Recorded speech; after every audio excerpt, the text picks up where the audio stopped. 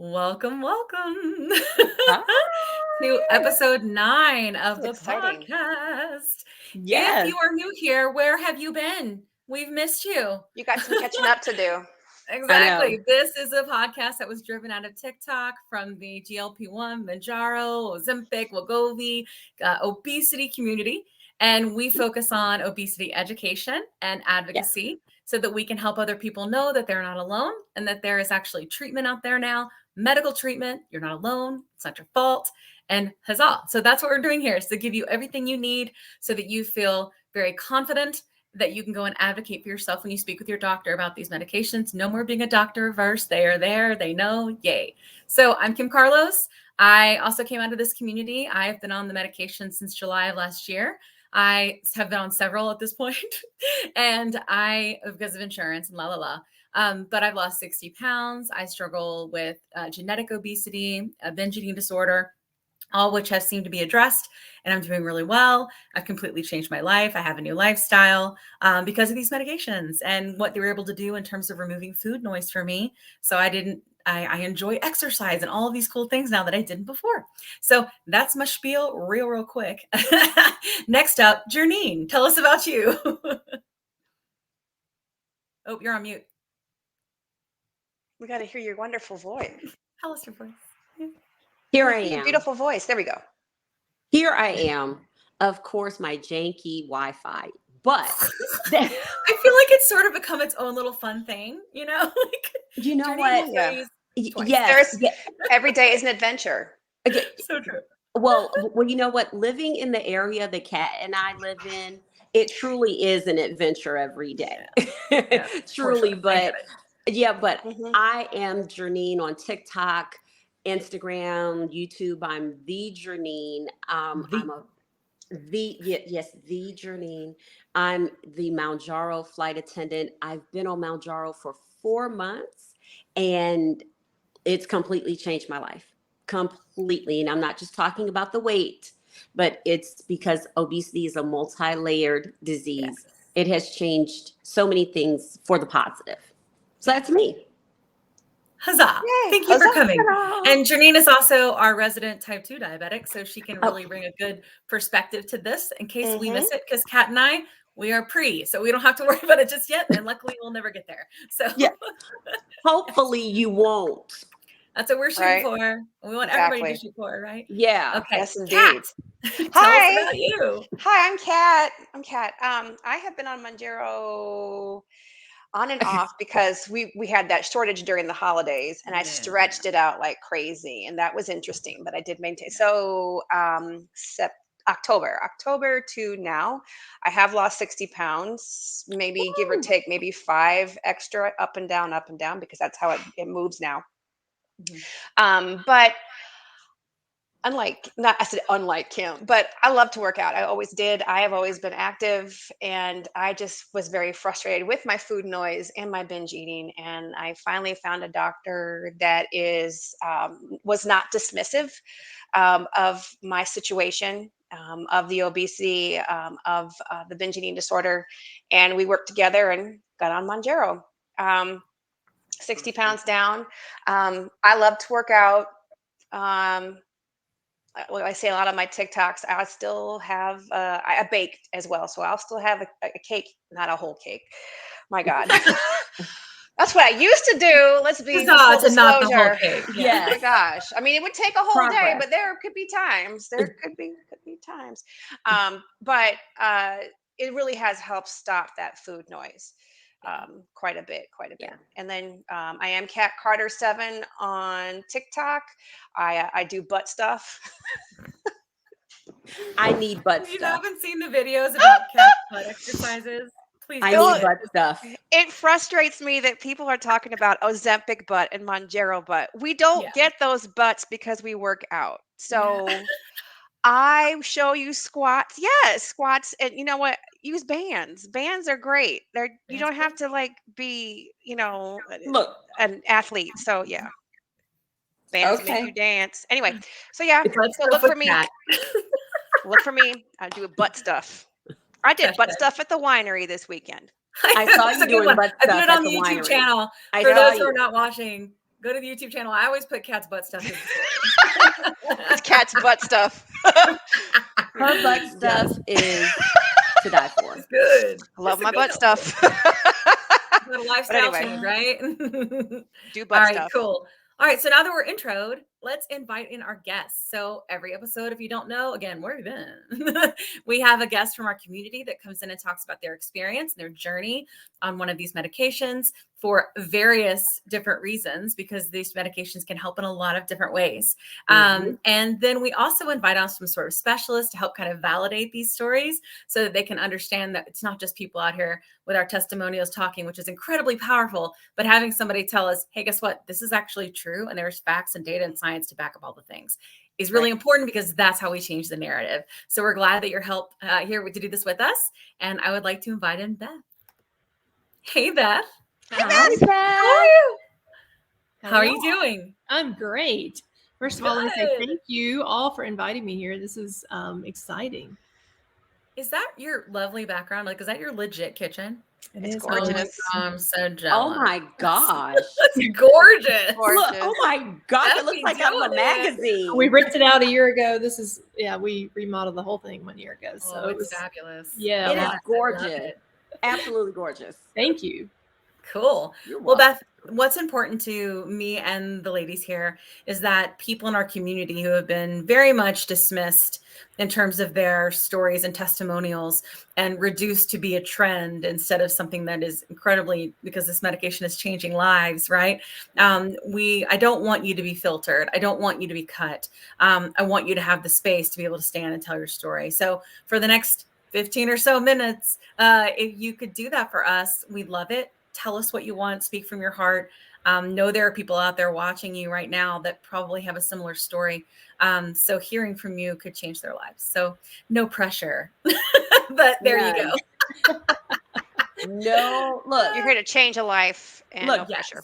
No pressure, Beth. We just want you just to like tell it well. Yeah, no. Tell it like it is. Tell us your story. So I'm Beth. I am from Birmingham, Alabama, born and raised in the area, and the Southern food has always been, we've got a tradition of that, right? Yeah. Yeah. They're in Atlanta. They understand. Oh yeah. So I grew up in the 80s where, it was this low fat craze in America. And My God, I remember that. Yeah. Mhm. You a sleeve of Snackwells and you think you're being good, Oh my gosh, Your Snackwell. insulin is like, shoo. Yes. Yeah. So, Woo. but I was born, 10 pounds, 6 ounces. Like I've never in my life been skinny ever. I've never known a normal weight my whole life. And so, when I was a little girl, I was diagnosed with a pretty rare hip disease. It's called leg perthes. So I was not able to run or jump or do any kind of weight bearing exercises from the age of like 4. Tell your 4-year-old not to run and jump. Until I was about 9 or 10. So I wore leg braces, like the whole thing. And that really, was a hindrance for me personally that I know that that was something that kind of kickstarted my obesity, the beginnings of it for sure. But you just, I started my first diet plan when I was 11 years old. Wow. Like my dad bought us all these. Do y'all remember Richard Simmons, the Deal a Meal cards? Oh, Yes. We had Deal a Meal. Yeah. So we did that. I was literally like 11, maybe 12. And then, my mom took me to my first Weight Watchers, which she went with me also because she also struggled her whole life with obesity. I was 12 years old walking into a Weight Watchers meeting. And, it's just so you think it's your fault, right? We've all been taught, if you just worked harder, if you were just tried harder, did more, do this, don't eat carbs, do eat carbs, don't eat fat, do eat fat. Right. My whole life has been this contradiction of the rules of weight loss. And in the meantime, I just got bigger and bigger and bigger. And then kind of in high school, I just kind of gave up and just did my own thing. And I didn't, I just am who I am. And I didn't let my weight really dictate my success in life. I was like, this is who I am. This is who I'm going to be. I'm okay with it. Like I love myself. I had plenty of self-esteem, right? But it was just, I was obese and I always have been obese. And so, I've done every diet name it, I've probably done it, just like most everybody in this community. And sure, I would lose weight, absolutely. And then I would gain it right back, plus 10 pounds every time. You're on this roller coaster, up, down, up, down. And so I did that until, until now, honestly. But then in my mid 20s, I was finally diagnosed with PCOS, which I had started having symptoms of PCOS when I was like 15 years old. And you didn't know at the time, when you're writhing in pain in the middle of your cycle, what is causing this? Well, that was my ruptured ovarian cyst, right? And then Brutal. all the classic symptoms, I had them, and I didn't know what it was until I was probably 25. And that's when I got married. And then, you're trying to conceive, and I had to go through infertility and all of the, like we got pregnant with the help of fertility treatments and reproductive endocrinologists, and like, it's been a struggle, every part of it. And now I realize, looking back, every part of that was because of my insulin resistance.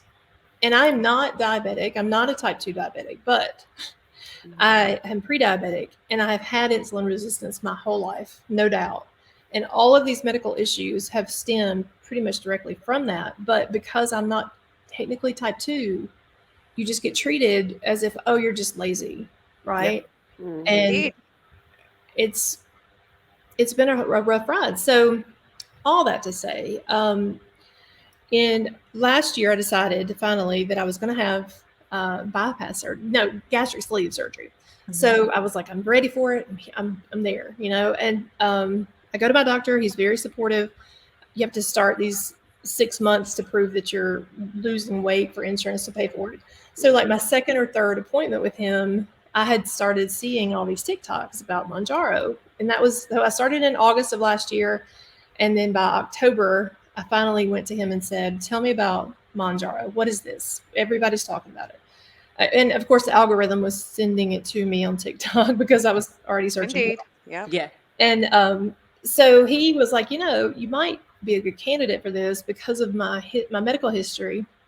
And so he prescribed it, and I got the old school savings card like weeks before they changed it. I think I started October 22nd, and by November, 1st November, it was changed. So like I skidded in under the radar, but I have lost since August, my highest weight in August of last year, I have lost almost 80 pounds. Wow. 78 as of amazing, Beth. And that to me tells me, like, I finally know what it's like to live in a body that is not actively working against me everywhere I turn.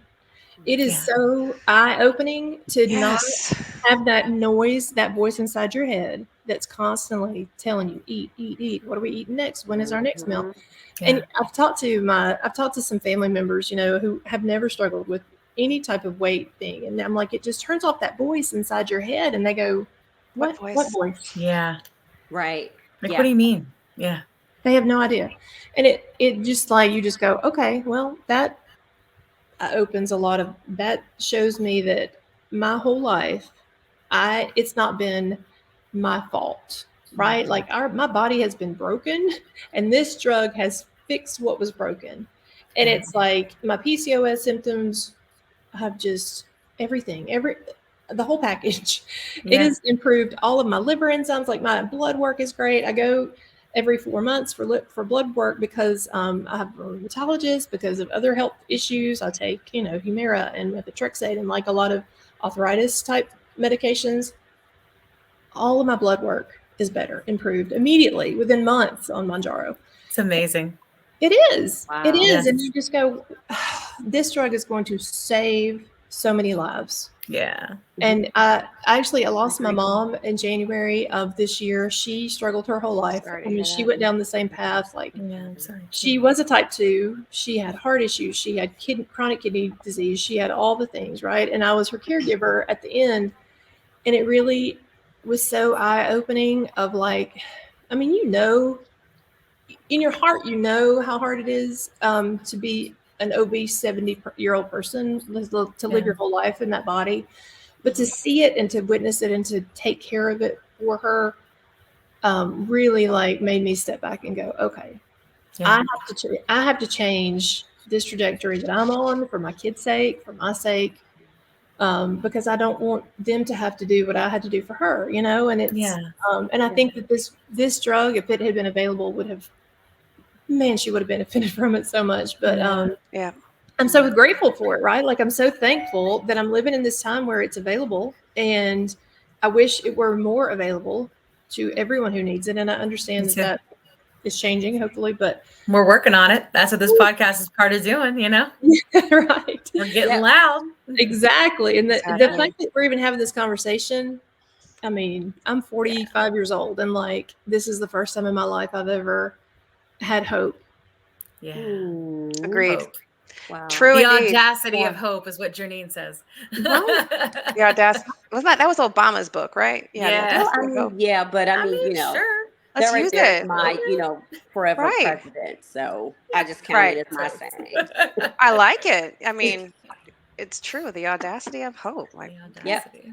Yes. Yeah, when you've been, yeah, especially when I feel like, we're still being fat shamed. There's still a Yeah. huge audience out there that has a lot to say about how we are. And I don't think that I think we're like the last medical Yeah. issue that's finally getting some attention. Finally, Yeah. Yeah. shoved And in the corner.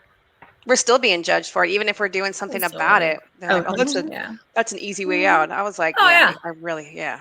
Oh, Yeah, yeah, I it's love really that easy. article that just came out where they were like, oh, remember, if you take these medicines, you're going to lose weight fast and then you're going to have loose skin. And that might not be good. And I was like, give me a all break. this- So now I'm like, we're like not losing weight in the right way. Like, come on, Bruce. It's like, it's so bad. It I want to really say, is. fast my butt, but butt stuff, but fast my Yeah. butt, because Yeah. no, it's not coming down fast. However, it is the food noise. Like, I don't want Yeah. 3 pieces of cake anymore. What, No. No. I don't obsess about it. And that's, Yes. yeah, For me like, too, But it's Kat. still I don't know work. if you've experienced that, Beth, because you did mention food noise, but like for me, even though I have a tremendous amount of weight technically to still lose to get in like the happy BMI land, which we all know that's BMI is mostly bullshit. racist as hell. Yeah. It's mostly bullshit, seriously. It is. But it's a gauge, right? But even for me, if I didn't lose another pound, I would stay on this medicine as long as it was safe forever, Mhm. because what if it has done for me mentally, Right. especially with that food noise piece.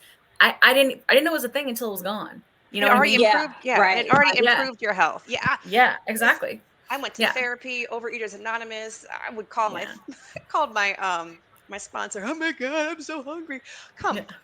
on. Yeah, totally. Yeah. Yeah. Yeah. Not to slam it at all, because OA was really great. Yeah. So I do mean, you it's not like feel- psychological work doesn't need to be done. There's a lot of shit to frankly, like to undo. For me, like it was like when it first started happening with the food noise and it was just gone, and I'd always gone and tried to get dopamine from food. It was like a cord that was completely severed out of nowhere, and I didn't know what the hell to do. Like, but over time through therapy and our amazing community that is so supportive, it was much easier to like reconcile what was actually happening. You know what I mean? Mhm. So I think Mhm. that that's been a really big thing for me. Do you guys feel like the community's been healing for you? I think it has 100%. because, but then also, I think it's been healing, but I also think if not all of us are in a healing process, Yeah, and that process. so many of us operate out of traumas. And I am no Yes. psychotherapist, but this is just the True. view Yeah. according to, According to Janine. Janine. So, and I think that we know this and we extend grace, Yeah. because, Very much so. because of years and years and years of abuse. Let's just call it what it is. I mean, Yeah.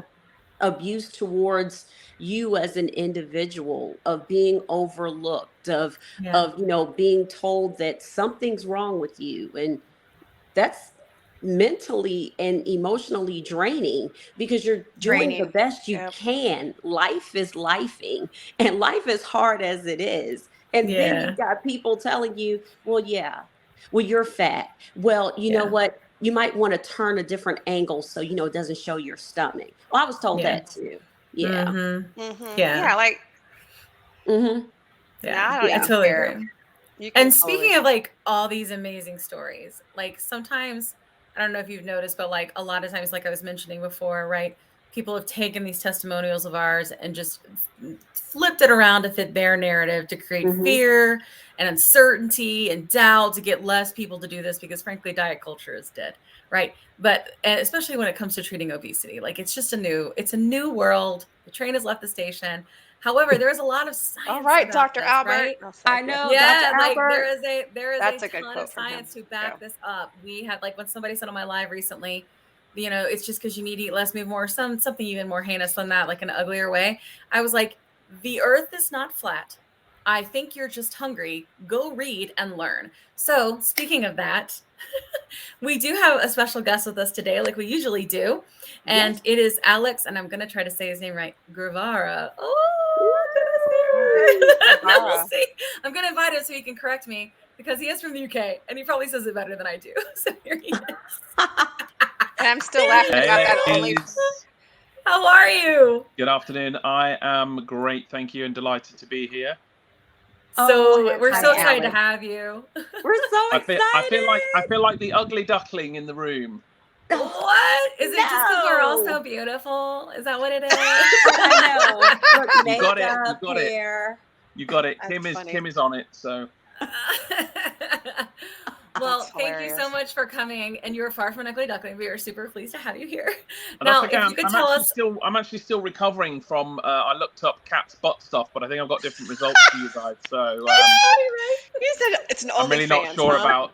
I'm really not sure that this is really what I was expecting to find. But you know, let's not It's very, let's very not dwell tongue on in that. cheek. I'll Yep. clear the history browser later. good decision. Very good decision. They'll come after you. Yeah. Right. Not You're all gonna the get work, some not weird recommendations now. Oh Yeah. yeah. Uh-oh. Well, tell us a little bit about you. We know a few things, but obviously our audience may not. So we'd like to know kind of what you do, what your specialty is, so maybe special things that you have created. Mm-hmm. Go. Yeah, for sure. So I'm actually an advanced practice provider. You guys have those in the States as well.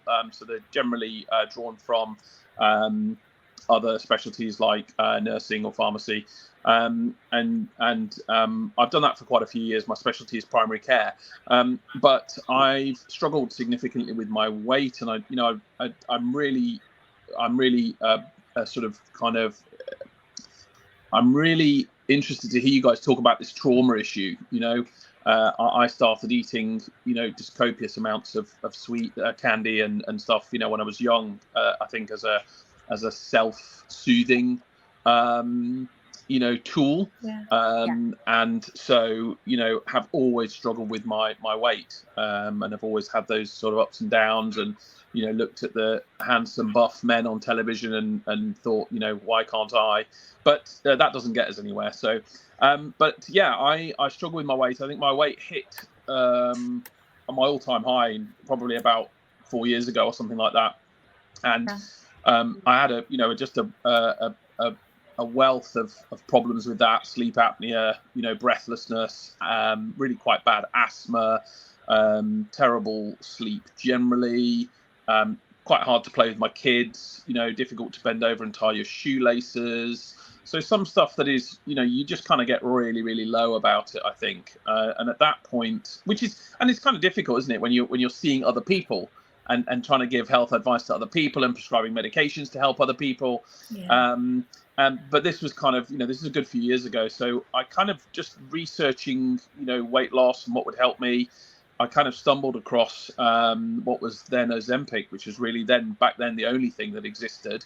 Oh no, it wasn't actually. No, I'm not telling you the truth. It was Saxenda first. Saxenda. So I tried Saxenda first, which was pretty new, and did really well on that actually. And I only swapped over to Ozempic because Ozempic came out and it was the weekly one, and the Saxenda was a pain in the butt to remember to do daily, and you're covered in bruises, looking like a pincushion. But yeah, and I did really well on them, and I had all this, I couldn't really believe it actually, this epiphany of not wanting to go to the fridge all the time, and not hunting around the cupboards. I used to spend inordinate hours hunting around the cupboards, without this realization that actually you're not hungry, you're bored, or you're looking for the dopamine reward. of how something tastes, and that was the big factor for me. And so that really changed a lot of things, and I couldn't really understand why or how it was. I mean, you get a lot of people who say to you, this drug is not a miracle, it's not magic, it's just a tool. And actually, I don't subscribe to that. It has been magic for me, and it has been a miracle for a lot of people. So I think a miracle is in the eye of the beholder, isn't it? Yes. And my wife's reaction when she beheld me was great. So I think so that was hugely revelatory to me, and then I couldn't work out what was going on. So I climbed into a rabbit hole that I then have spent the last kind of 3 to 4 years in, just soaking up every bit of knowledge about GLP-1 therapies, to the point where I felt confident to start prescribing them, and seeing the benefit that people had, getting that amazing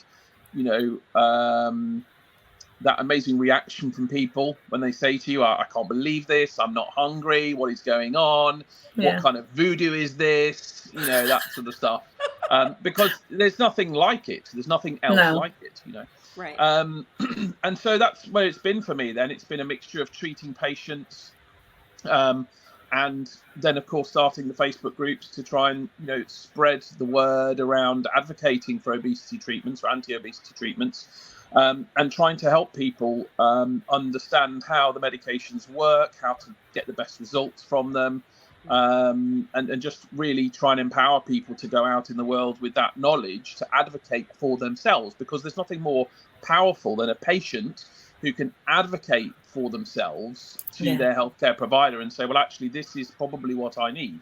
And as healthcare providers, the situation is pretty dire in terms of the amount of people who need support for obesity relative to the amount of people who are trained to give it. I'd suggest it's probably currently the biggest mismatch in health history. So, and from there, kind of, I've been on sort of TV, and I'm on TV and the press here in the UK quite a bit, which nobody cares about in the US, obviously. But I care. I've been working behind the scenes with some US Alex. companies. I've been working behind the scenes with some US companies as well, just to help them understand how best to roll out GLP-1s, because a lot of the telehealth providers kind of didn't know what to do, when they started coming out. So and as I was saying to Kim before we started, I've just finished an interview with the Wall Street Journal. So it's exploding, which is a good thing from an awareness point of view, but it's starting to cause some stresses and pressures around in the system for patients as well, of course. Yeah. Indeed. Yes. Yeah.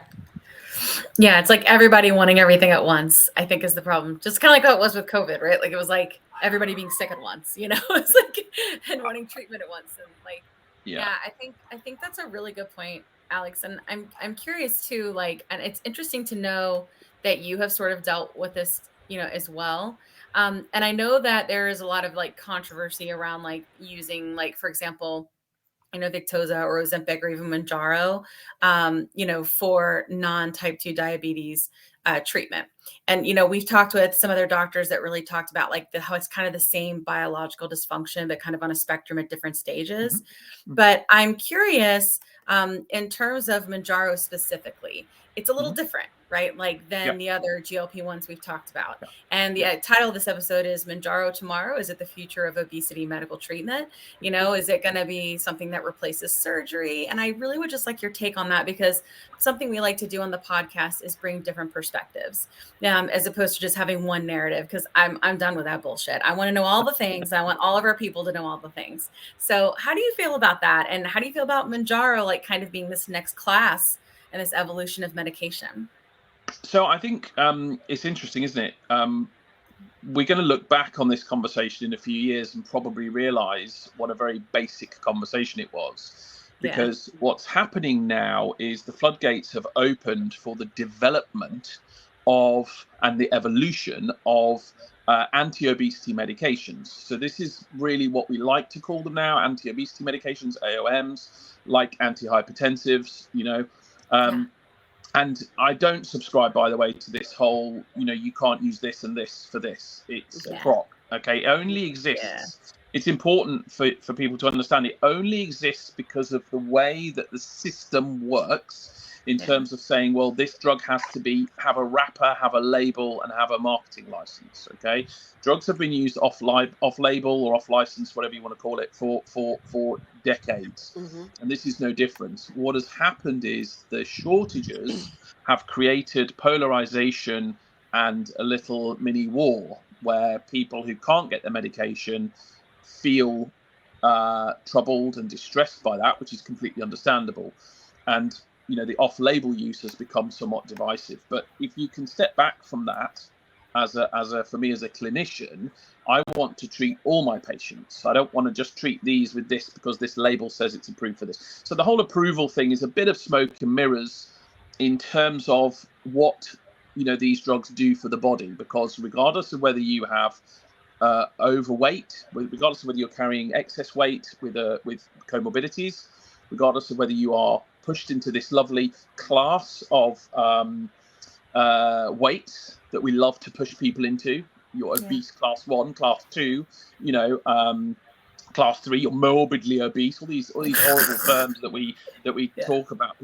We're so behind into I'm not going to go on a tangent, I promise, because I know it's okay. We like tangents here. But this is such a key thing, is we've gone a long way in the medical community to make sure that we don't talk about Joe Blogs or John Doe as he is a diabetic, okay? Because what you're doing there is you're defining somebody by their illness. So he's not a diabetic. He's a person with diabetes. He's a person who has diabetes. And by the same token, nobody is obese, okay? You are a person with obesity, or you are a person in a larger body. We're not defined by our diseases. So we need to think about this, this language that we use to try and, address people as a person. And when you do that, you see people as the people, not as the disease. So everybody who's in this room who has obesity, who's living in a larger body, who has pre-diabetes, who has insulin resistance, who has type 2 diabetes, of any type 2 non-insulin dependent, type 2 insulin dependent, all these people would benefit from incretin therapy, okay? Because incretin therapy is what we're talking about. So the incretins are the natural hormones that we are synthesizing to produce the results that we are. So what we're seeing at the moment with Mounjaro specifically is an evolution of the pharmaceutical process that started way back when with actually going way back into sort of things like exenatide, where we're using the incretin pharmacological action to do all these wonderful things. And it's been a steady evolution since then. And what Mounjaro does is the first drug to take both of these incretins, so the GLP-1 and the GIP. It's the first drug to add the GIP into the mix, because so listen, if GLP is having such great results, what about the other incretin? What about GIP? And actually, when you look at the research in across those two incretins, what you find is that actually GIP has a greater responsibility, it has a greater action than GLP-1, which is what makes Mounjaro much more effective than simply having GLP-1 such as semaglutide on its own. Interesting. Now, it's really exciting. I mean, actually, when you compare the two side by side, the differences are not as great as people think in terms of the overall weight loss. What is different is the side effect profile. So Mounjaro has a much kinder side effect profile. Much more people suffer side effects. Much less people suffered side effects on Mounjaro than they did on Wegovy, even though weight loss was roughly equal when you factor in all the sort of the differences. So it's the side effect profile that that Mounjaro has really cracked. But this is what's really exciting and important is everybody's hailing Mounjaro now. But in a few years' time, Mounjaro will simply be a step on the evolutionary pathway for these medications. It will simply be another option. We might be talking about it like we talk about Saxenda now. Like, oh, Yeah. wasn't it great? Wasn't it great? When it came out, it's fabulous. Did you used to use Mounjaro? Yeah, I used to use it as well. But I'm on this one now, and it's way better. Yeah. So the brutal truth, unfortunately, is that this is a huge money market.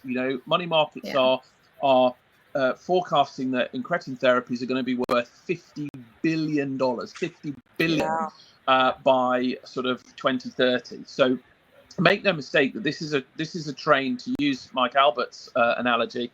And I was speaking to the other day, actually. By the way, he's my obesity man crush, and by that I mean he's the best, right? he's the clinician that I just can listen to all day.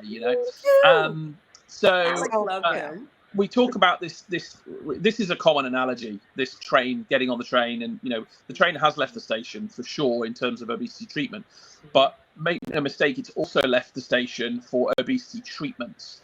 And this is now the next big class of drugs that people are looking to develop to earn money for their shareholders. So you've got Novo Nordisk, you've got Eli Lilly, you've got Pfizer coming into the battle now. So Mounjaro is fantastic. There's no doubt about that. It's going to be short for some time, I think, because there's a huge demand, and it's definitely the latest evolution. But please, be clear that it is only the latest evolution that is going to get taken over in the next few years by other similar medications. Yeah, that's crazy. That makes me think of so it's a lot better than how fen was, where it was killing people and giving them heart attacks and stuff like that. Like, whoa. This is like actually protecting our hearts and our organs. Like, it's crazy. Yeah. It, like, helps all the things. I think what's also worth mentioning is that as we do more research, because with drugs, you guys will know, you do a phase 1 trial, a phase 2 trial. The phase 2 trial then really gets you the permission to do the large scale phase 3. And then, the large scale phase 3 is really kind of what gets you your audience and your user base. And then we get into what I call the guinea pig stage. I say that slightly flippantly, but, phase 4, which is where the drug manufacturers monitor what is happening with patients who are using the drugs over time. Totally. And so we learn quite a lot in those stages as well. And what we're learning from those stages is that there are other things that these medications are doing around cardio protection and neuroprotection, so reducing some of the inflammation that we think is associated with Alzheimer's, reducing some of the load on the kidneys and being generally renally protective, protection for the heart, so reducing cardiovascular disease. So what you might see as we move forward is actually these medications, some of these medications, whether it's semaglutide or tirzepatide, you may see these starting to have approvals requested for them, FDA approvals applied for these specific indications, whether that is to reduce cardiovascular disease, whether it is to treat PCOS, etc., etc. So because obviously the wider application they can use them for, the more insurance cover they can get for them, and therefore the more more patients they can get on them. Yeah. Okay. Yeah. Okay, great. Go ahead. Oh no, I was going to ask my question. Oh, yeah, ask your question, Kat. Go Kat. Look, go Kat. Go ahead. No. Look. Go ahead. Well, because we're talking about like speed. I'm just what we're learning on the GLP-1 Facebook community versus how the UK and the United States. We're already ready. We know medicine sucks in the US, but could you shed some light? Not the medication. Not the medication. Excuse me. Medical care is a crapshoot. It can be a real crapshoot in the US. But what kind of differences do you see with, say, medical treatment or just obesity treatment in the US versus UK? Great question. So it's pretty woeful in the UK. I think generally most people are probably aware by now, just from media exposure, that if you need something in an emergency in the UK, it's great. You know, if you've had an MBA and you've broken your legs, you're going to go into, you know, really good level of care really quickly and probably get fantastic, you know, emergency care. But if you're unlucky enough to have osteoarthritis and need a knee replacement, if you're unlucky to have rheumatoid arthritis or, you know, a host of other conditions that require some sort of intervention, then you could be waiting sort of, you know, 1, 2, 3, 4 years for that. So there's a lot of, you know, there's pros, but there's also cons. Now, specifically with regard to obesity treatment here is pretty lame overall. We don't generally really recognize it particularly well as a chronic condition. Most of the obesity treatment revolves around diet and exercise Right. programs, Okay. which is, you know, which is Not great. amazing. So we're going to take the thing that caused the problem and we're going to use it for the solution. That wouldn't happen in any other area of medicine, by the way, just so we're clear. You know, we're going to give you the food to try and fix the problem with the food. That's not a thing.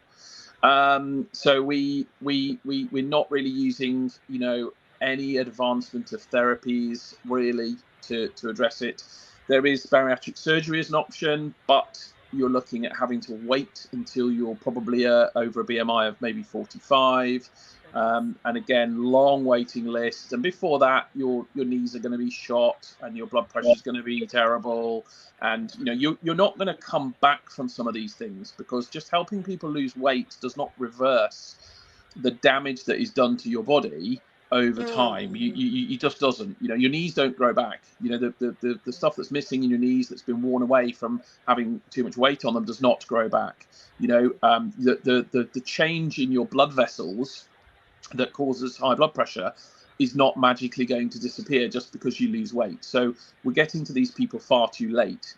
Now, in terms of GLP-1s, we have Saxenda and Ozempic, which are available privately.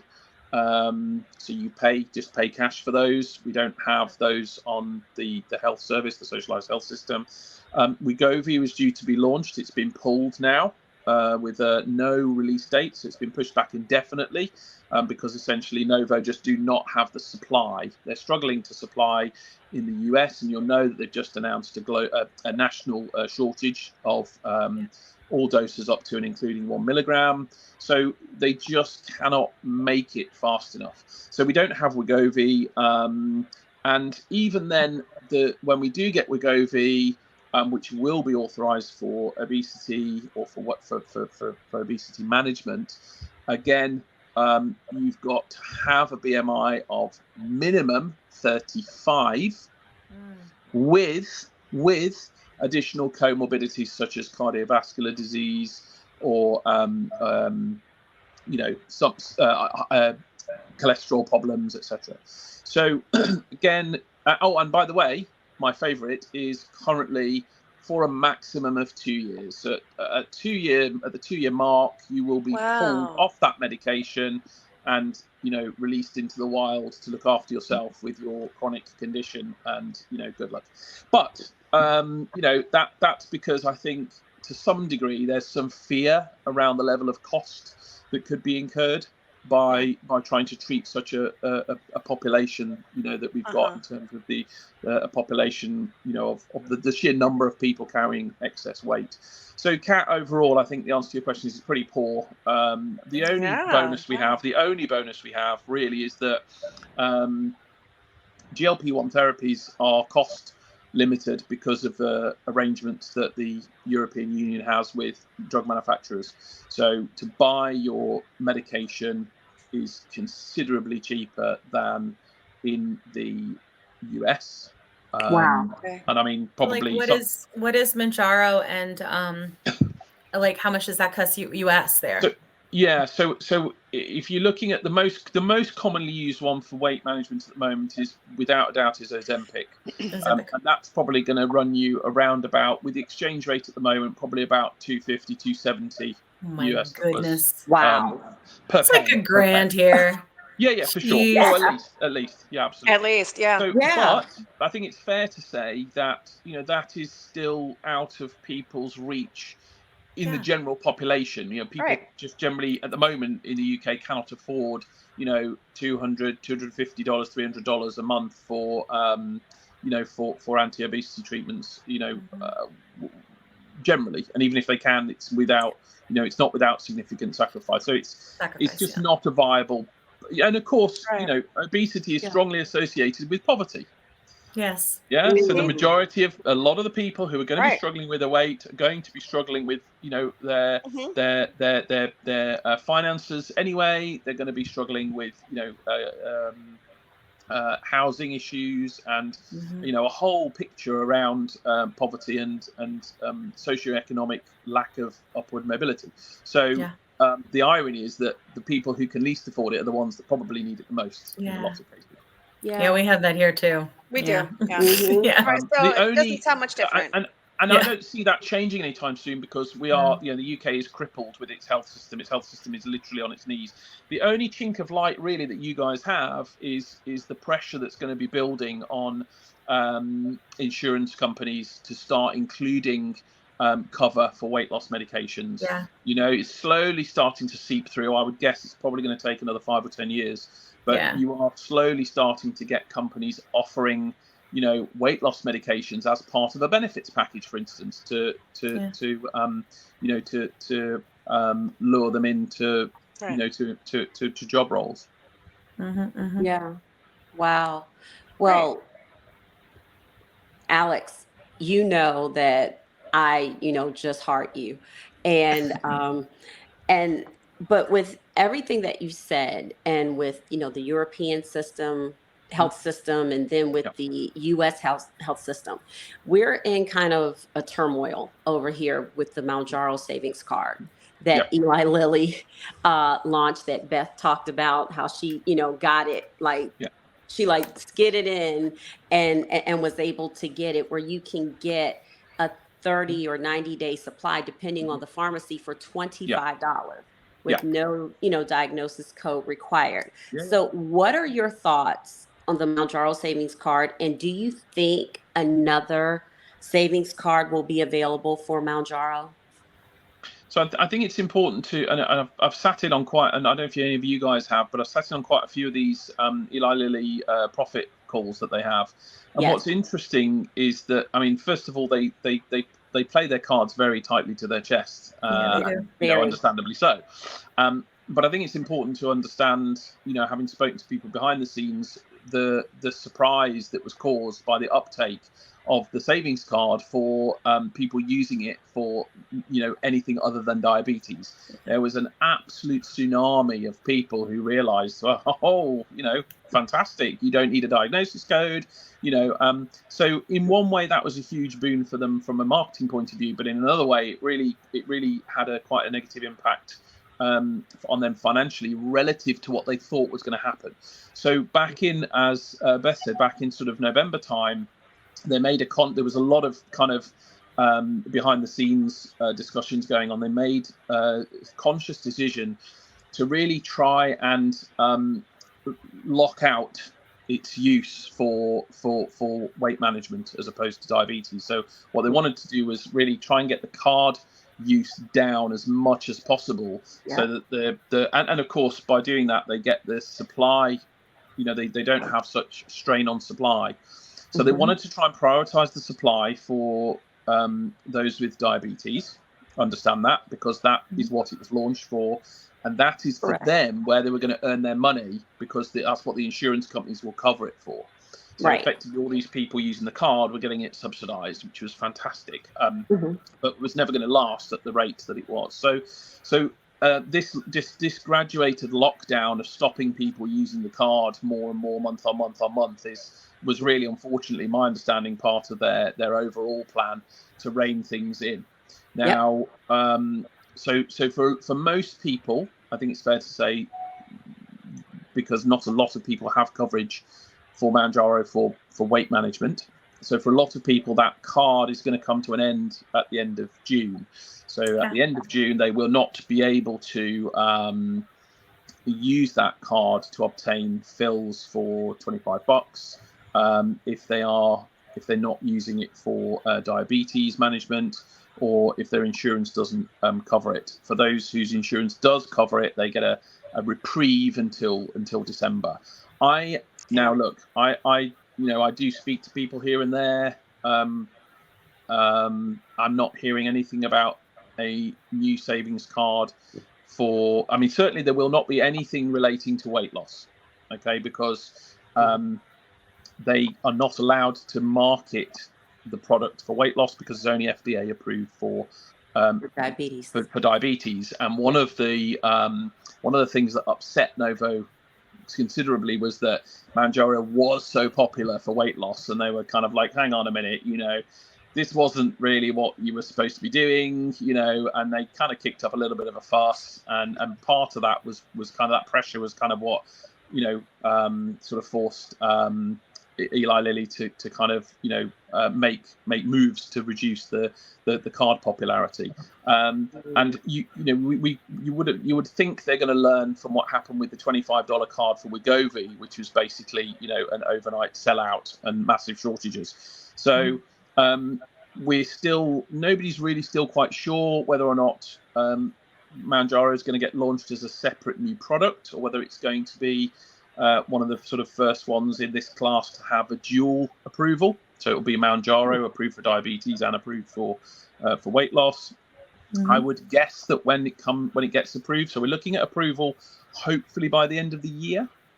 I'm seeing a lot of people talking about it's going to be approved in June, July. It's not. That's not going to happen.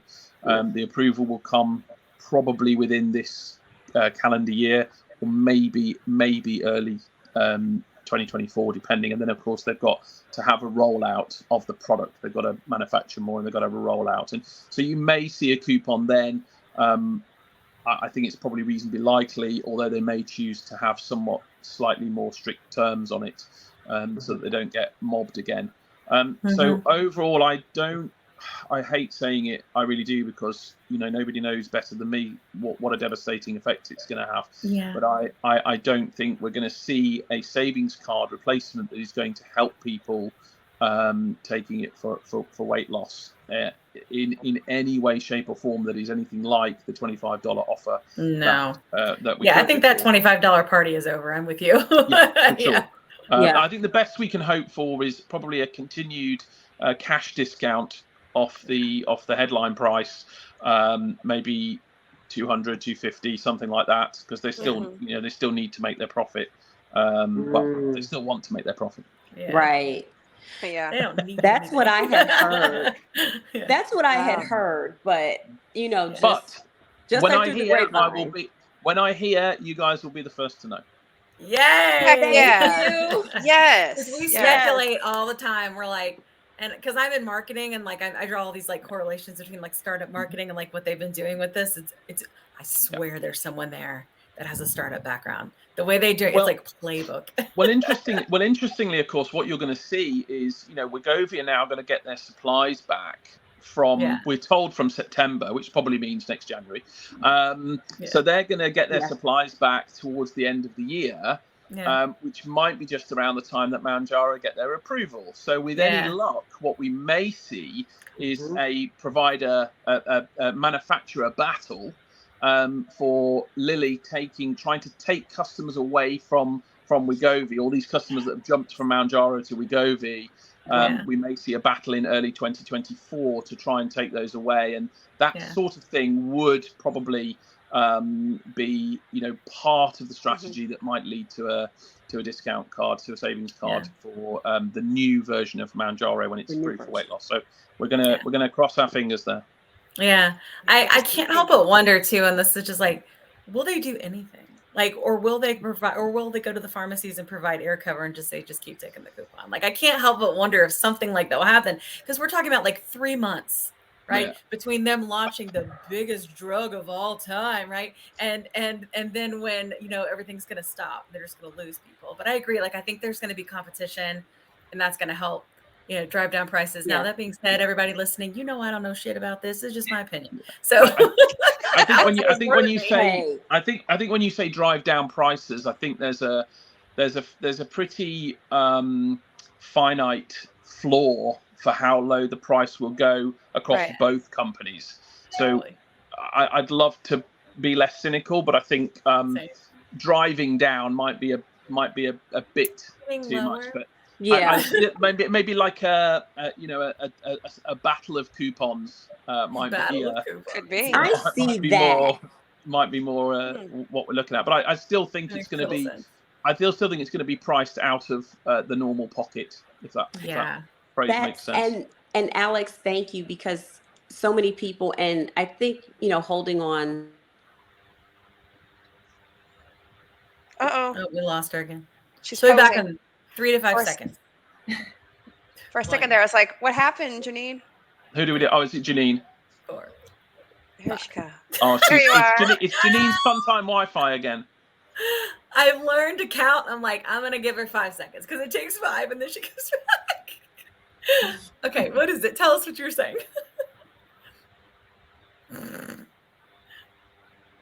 Oh, now you're on mute. Can't hear you now. Oh, I can see Bye. you. You're Okay. on mute. That's what's happening. We can see you, but you are on mute. You're Hold on on, I'm mute. gonna unmute you. Just go move on. Is that what you're saying? Okay. Yeah. Okay. Your question. All right. Well, we kind of talked about this a little bit earlier when I said, "Oh yeah, easy way my butt." Keyword. Anyway, so the misconception on a lot of social accounts, people on social saying that these GLP-1s are a cakewalk. They're easy. You don't have to really do any work. You just eat a bunch of junk food, medications, and you'll be just fine. So what are your recommendations on lifestyle food changes for people who are taking GLP-1 medications? For one, I could say that I still have to work my butt off for. Well, Yeah. we know about the butt stuff, so we get Yeah. that. Yeah. Let's stop with Kat. Yeah. Oh, So I yeah. think I saw something the other day, and it really kind of resonated with me. I can't remember who it was. I've got a feeling I want to say it was probably on TikTok. But I actually think that taking these medications is an easy way to lose weight. And you're going to look at me and go, "What? I'm sorry, what? What did he just say?" I think we Expand. need to stop Yeah. the interview immediately. Oh, no, I'm and- intrigued. and I am so all intrigued personal. now. Yeah. I want to tell you what that meant and why it resonates, because Yeah.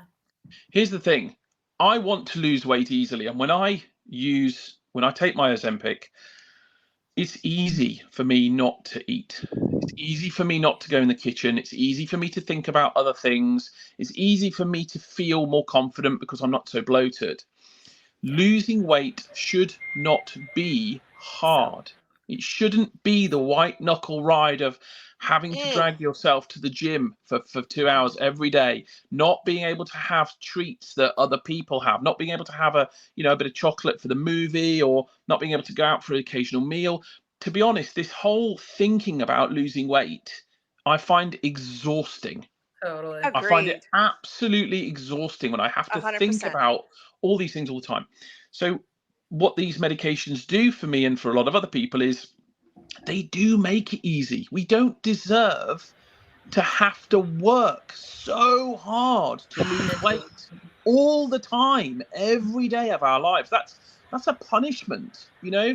We wouldn't do that we wouldn't expect anybody else to deal with that. So I get what you're saying. I totally get what you're saying. It's not easy, and you're right. There are other changes that need to happen, but I just want to kind of, I really want to address this, because I think that I see a lot of vitriol and a lot of kind of what's the word I'm looking for? Sort of superiority about this, where people say, well, you can't just take this medication and, not do anything else. Well, actually, I've got a bit of a news flash for you. I've got 5,000 patients who just take their anti-high blood pressure medication. And I'm sorry, but that is all they do. Yeah. Because they live the rest of their life how they want to live it. They don't. Yes, I could say to them, guys, listen, you want to get your blood pressure down, you need to stop the salt, you need to stop the sugar, you need to stop going out for meals, you need to be jogging an hour a week.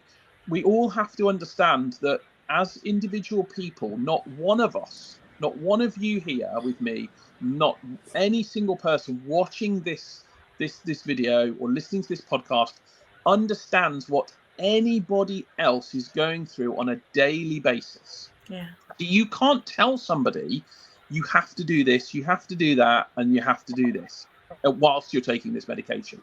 There is a journey of discovery for all of us when we take this medication about what we can eat, what we can't eat, that sort of stuff. Yes. So to answer your question, Kat, my mantra has always been, because people say to me, well, what do I need to eat?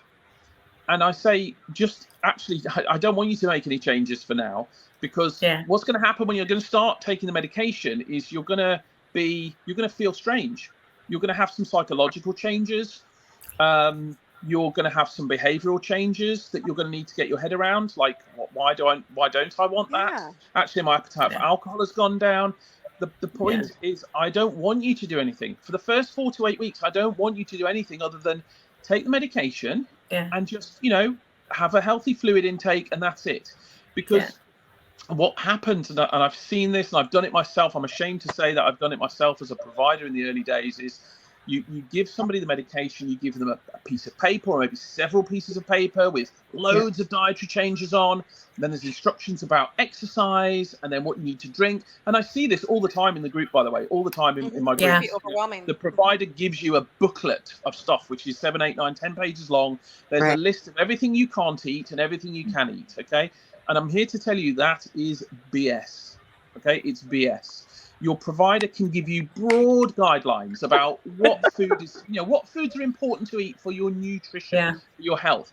But there was some research that came out, and I can't remember when it was. I'll try and find it and send it to you if you're interested. But there was some research about post dietary information where people change their diet and they use medication to lose weight, and almost all of those people did not change their diet. Yeah. Okay, they didn't. And the reason for that is that humans like what they like. And there is only so much change that can be expected of an individual, right? Unless you're going to move from where you live now to the middle of the top of a mountain where nothing obesogenic is accessible. So you're living off grass and cow milk. You're not having any social interaction with your friends. There ain't no cocktails. There's no girls at a night out. There's no work where people bring donuts. There's no shops nearby where cookies are cheaper than apples. Unless you're gonna put yourself in that environment, then you're going to be looking at a situation realistically where your diet is going to look very similar to how it is now, maybe with some tweaks and maybe with and probably most importantly smaller portion sizes. So I want to kind of disavow people of this expectation that you need some wholesale 180-degree dietary change overnight, because the way that the human brain is built is that it will protect you from any stressful trauma that it sees, and drastic change, whether you like it or not, is proven to be stress and trauma for the human brain. Okay. And that's why you get people with sugar cravings and all sorts of problematic behaviors that stem from highly restrictive diets. So excuse me. So I don't do anything initially, Kat, for my patients. I literally say, listen, the most important thing is you stay hydrated. Okay. Other than that, we're going to speak on a weekly basis, and I want you to tell me what you're experiencing and what you found. And when you're kind of into the routine of taking your medication each week and drinking your fluids and focusing on sleep, because I tend to focus on sleep before nearly anything else, then we'll talk about what dietary changes we can make. And we're just going to talk about adding. This is what I do, Kat. I talk about adding. So dietary changes are often focused on in a restrictive or removal. So I like to add. Okay, so you can eat what you want, but I want you to add some vegetables. I want you to add some fiber. I want you to add a bit of protein, because actually when you add those things, there's less room for the other stuff that can cause some of the issues, the processed food. So I'm not a big fan of calorie counting. I'll tell you now, I think it's fundamentally flawed. There's lots of research that shows that although it is a benefit for some people, For other people, it can lead to obsessive behavior. So again, it's just one of these tools that, does it suit you or does it not? But it's hugely inaccurate anyway. Yeah. So I want people to get to I'm happy to do it with somebody, you know, if that's what they want to try, but it's not going to last. So what we want to do is get to a position where you're focusing on portion size, not calorie counting. Okay, so you intuitively know, you know, what sort of portion of protein should I be having? What sort of portion of vegetables should I be having? Yeah. And focus on adding that stuff in.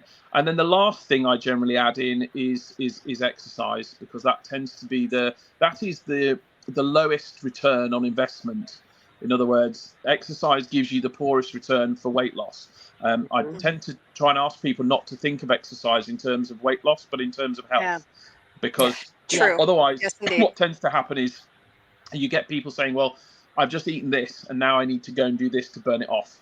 And that's fundamentally an unhealthy way to think about, you know, your body. So that's a binge and purge.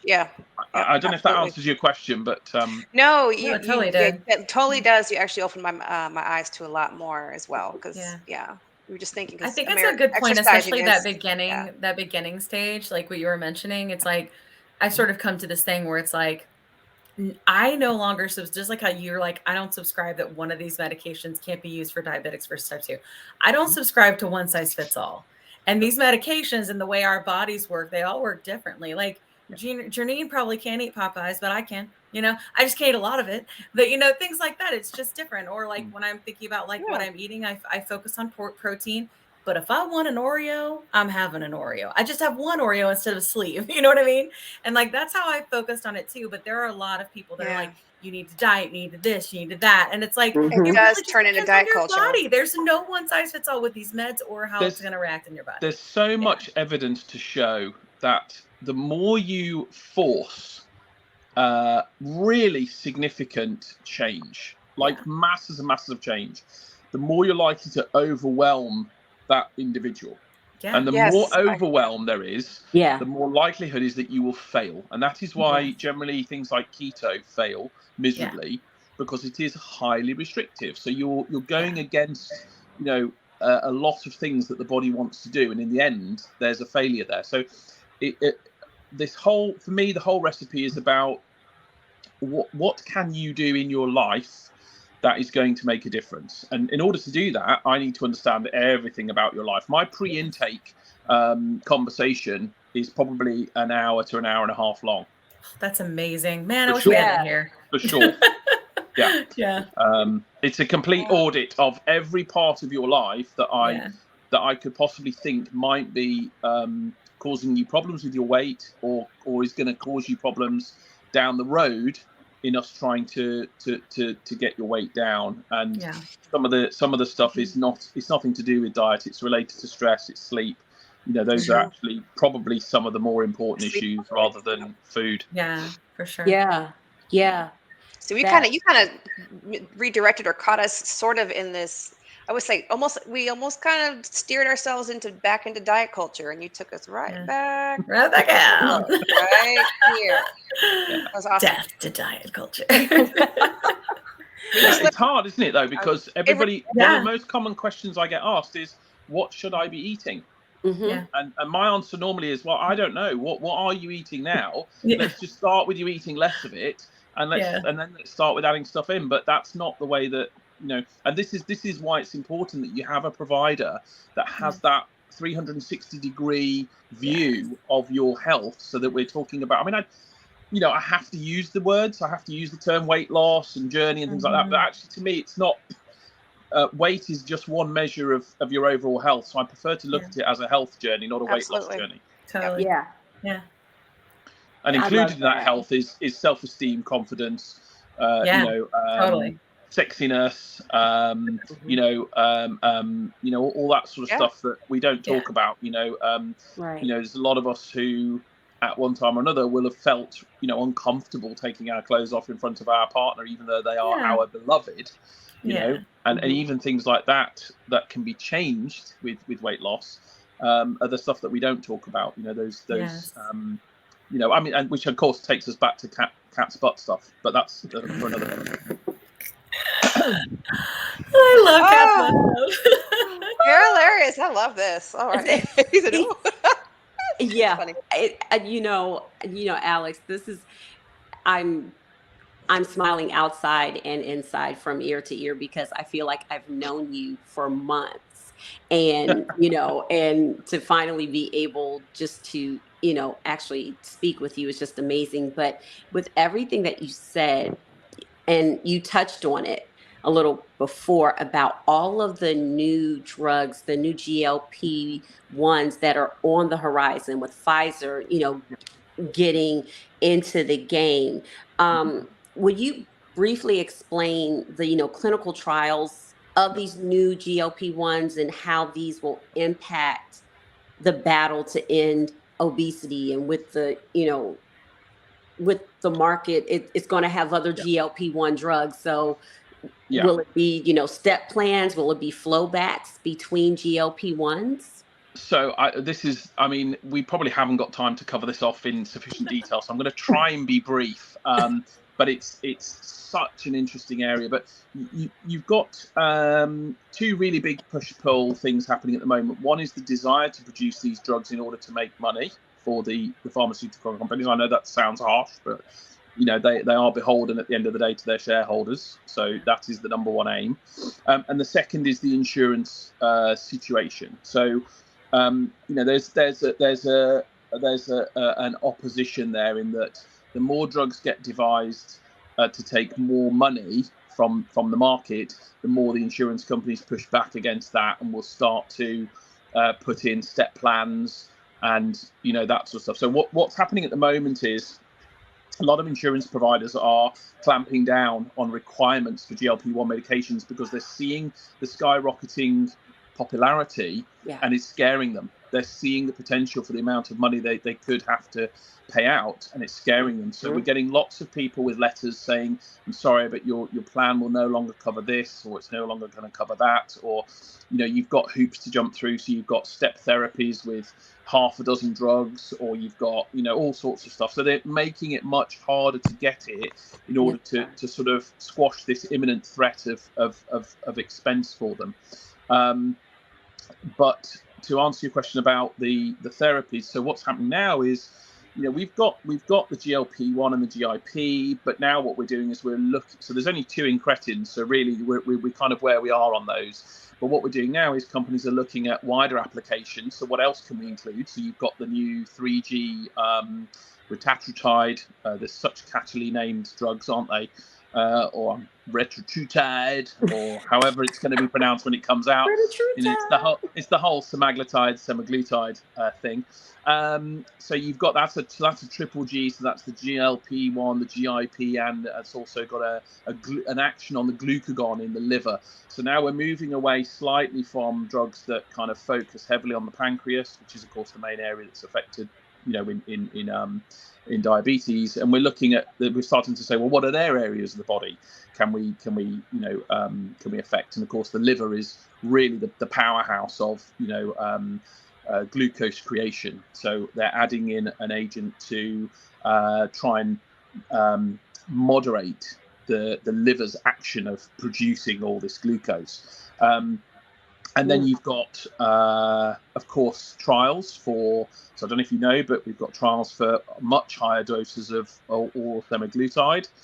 So at the moment, the Rybelsus ceiling equates to about 0.5 of injectable semaglutide. So the maximum dose you can get of Rybelsus at the moment roughly equals about 0.5 milligram of Ozempic or Wegovy. So they're playing with much higher doses of semaglutide, up to sort of 50 milligrams.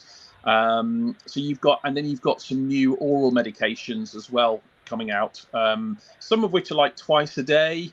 So I'm not really convinced that that's going to be particularly attractive for the market. But of course, you've got to remember that when you're talking about, we got this phase 1, 2, and 3 development. So only about probably 28% of weight loss medications that are created are going to make it past the phase 2 trial stage. So, over 3/4 are going to fall by the wayside for a variety of reasons, whether that's they just don't work, the results aren't good enough, etc., etc. So it's a race really to try and develop the incretin therapies with additional bells and whistles on. and then completely new novel treatments that target other organs or other areas of, perhaps the brain. So it not only is the market going to expand in terms of the incretin therapies, but it's also going to widen in terms of them looking at other stuff. Now, this is important because theoretically, the more drugs you have available on the market, the more competition you have, which should, in theory, result in some lower prices, because the oral therapies, without a doubt, are going to be quite a bit cheaper than the injectables because of the mode of delivery is cheaper. So you're going to start seeing, some people will say, well, like, I can't afford this, or my insurance doesn't cover an injectable. However, yes, okay, I'm prepared to take 2 pills a day. I'll suck it up, Then, of course, you've got the liraglutide, the Victoza or the liraglutide generic. I don't know if you guys know about that, but that's coming out of patent it's out of patent, so we're expecting something towards the end of the year. Now, that's not particularly potent, but it might be enough for maintenance, perhaps, or it might be enough for initial loss for somebody to lose, some weight. We focus a lot on these big losses, Right. I need to lose 50 pounds, I need to lose 100 pounds. But actually, even losing 20 pounds can have a significant effect on your health, your inflammation, your knees, your breathing, So we don't always need to go for these huge numbers in order to see benefit. So it's going to change. Lots of things are going to change. And with the pressure, we'll see these new therapies coming through into phase 2 and phase 3. You'll see announcements when the phase 3 trials get started, because that's what really excites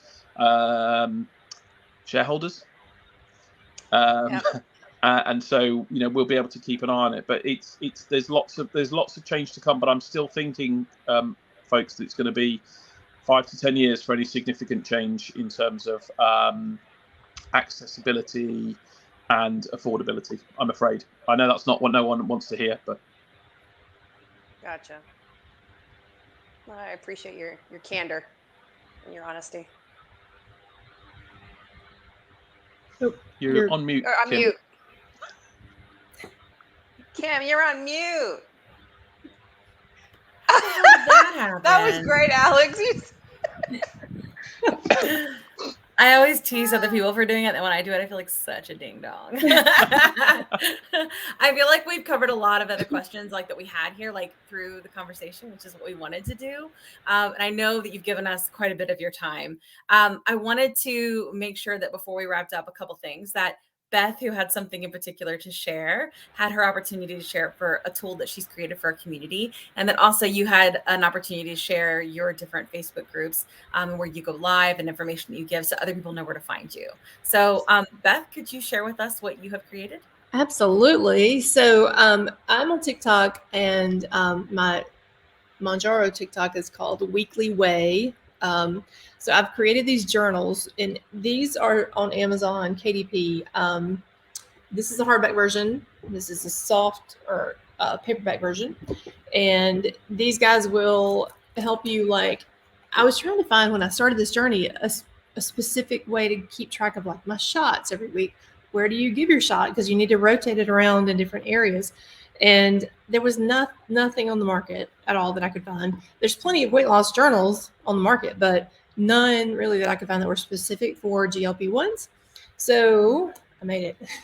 I did it myself. So yeah, and it's got a ton of like, you can keep track of your shots and how much weight you've lost. And I have all of this on my TikTok channel, so you can see it up close and personal.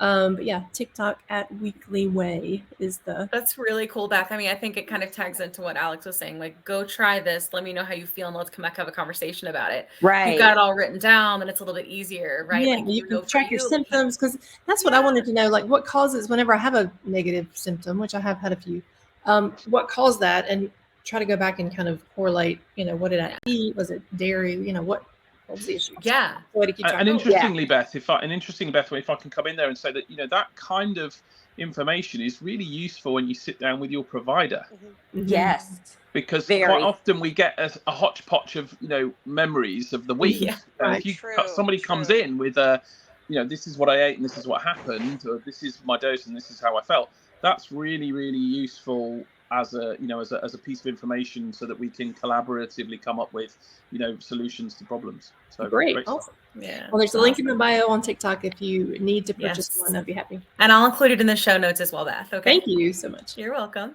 And Alex, what about you? Where can people find you so that they can learn more about all this, especially all the things that you have moving? Yeah, I'm in hiding, Kim. I don't want anybody finding me.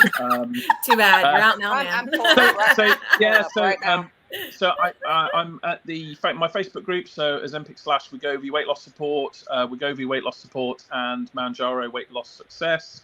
If you want to come and see what we do, get some hints, tips, find people in a like community who you can moan at, scream at, stamp your feet at, and get some love, then yes, and I might venture into TikTok one day. Who knows? Yeah, one day. I'll blow you up if you do. That's the best offer I've had in a while. So yeah. I love it. That fits really well into our vibe. All right. Well, it's been awesome having both of you. We really appreciate your time. I know we went over a good bit, but this is such good information, and people are really going to feel good about moving forward with their health journey, having this data. So I really appreciate it. Okay. Thanks, and I'll make sure to put all of you. that in the show notes too, so everybody can have access to the Facebook groups and also the journal. Okay. Great. Thank you so much. Thank you so much. Thanks Thanks, so ladies. much. Take care. Take care. Thank you. Hey, everybody. That was so wonderful. Right? Oh my gosh. I know. Like, oh my gosh, like so much information. I just love it so much.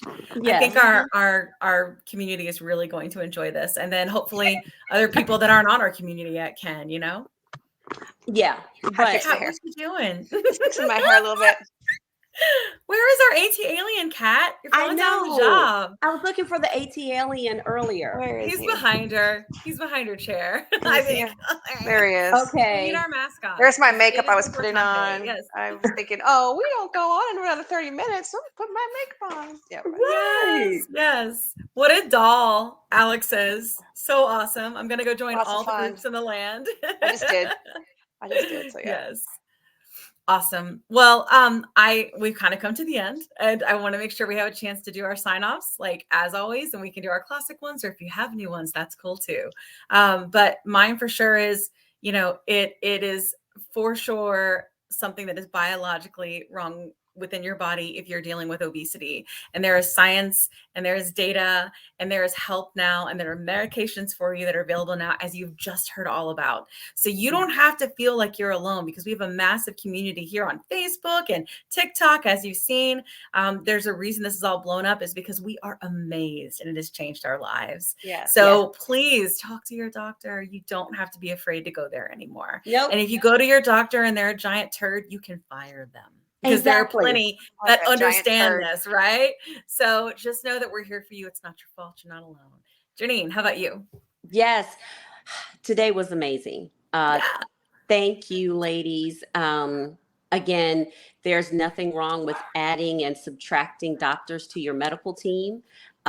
There is so much help out there. And, thank you for listening to this podcast, because you're sharing the information, and that's what it's all about. That is where organic grassroots change happens. So, thank you. And I am just so grateful right now. Me too. I learned so much. I'm like, wow. I do too. I learned so much. I learned a lot. And then on my lives, I'm always like, listen, I'm not a doctor, but I interview them on the internet. I'm going to tell you what they tell me, That makes me a pseudo doctor.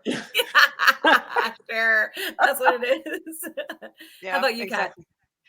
I feel like Janine. I'm so thankful. I'm so grateful for all of this community, us, Kim, Janine, Alex, Beth, We are the plus everybody. crew. Yeah. I am so thankful. I still live by old Katharine Hepburn, never quit, be yourself, and don't put too much flour in your brownies. Yeah. So especially if you're gluten-free, because that would kill me. Right. Yeah. So don't quit and be yourself. And that's one thing I'm learning with this whole process is don't quit. but always be yourself. That's one thing that I've had to really learn in my life. Like these last almost 10 years is Yeah. I've been doing a lot of shrinking, a lot of hiding. Yeah. Yeah. Be Yeah. yourself. And No this more. community has really helped that. Yeah. Yeah. Look, no more playing small. We don't Mm-mm. play small anymore. And I think No. these medications, so many people have said that now, where like before they would let things slide. Now they're like, oh, heck no. I'm not letting anything slide. You know why? No. Because it's a marathon, not Not a sprint. sprint. Exactly. There you go. What are they going to do with all these people who are recovering from obesity? Start to have like, I would say, self-esteem. Start to have, start to speaking up for themselves because Yeah. they're so used to us being a punchline Right. or being someone Yeah. in the shadows. No, we're like the Diana Ross song. We're coming out. Yeah. Coming out, and Pride Month is next month anyway. We're coming out. I'm not. Yes. Yeah, we are. And I'm not appropriating that. I'm just saying. Like, I'm just gonna, Cat. but I see the similarities. Kind of. We're coming out. Anyway. Yeah. Yeah. We Yeah. are. Yeah, we no are. more of this script. No more being small. So other people can feel big. You can be big in any way that you want now. You know what I mean?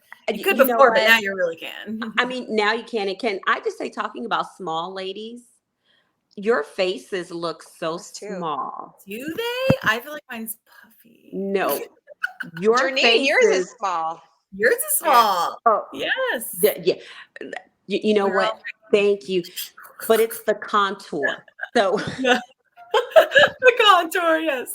Well, we have Ozempic face, oh, yeah. I Ozempic forgot. butt. Mounjaro butt. Like I People are do so have idiots Mounjaro sometimes. butt though. Stop Yeah. playing. Do butt stuff. We're gonna do If butt you want. stuff. It's cool. Got butt stuff with Get you Kat. some bands. Get you some bands and just move your Bands. legs. I need like, for you to help me to do butt stuff. Cat Carter 7, butt stuff with Cat. butt stuff. Butt stuff. Because I'm making a video about that today because I feel my tailbone. Uh-oh, girl. Yeah. Can I? I feel it.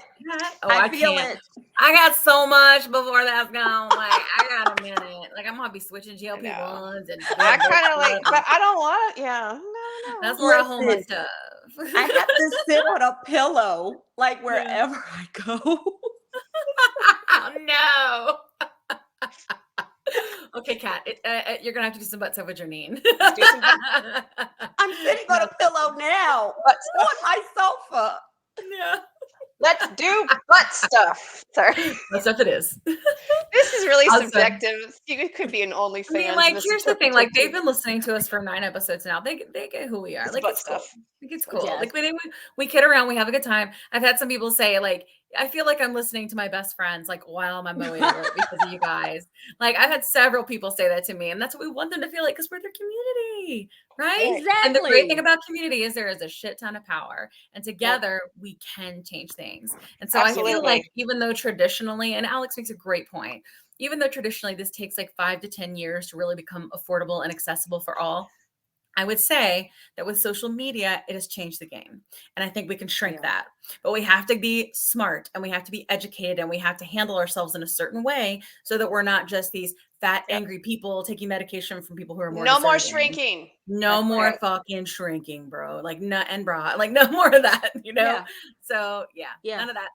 But just so you know, because now you guys got to know us a little bit better, our next episode, we're going to have Lisa on from our community who actually works in market access and pharma.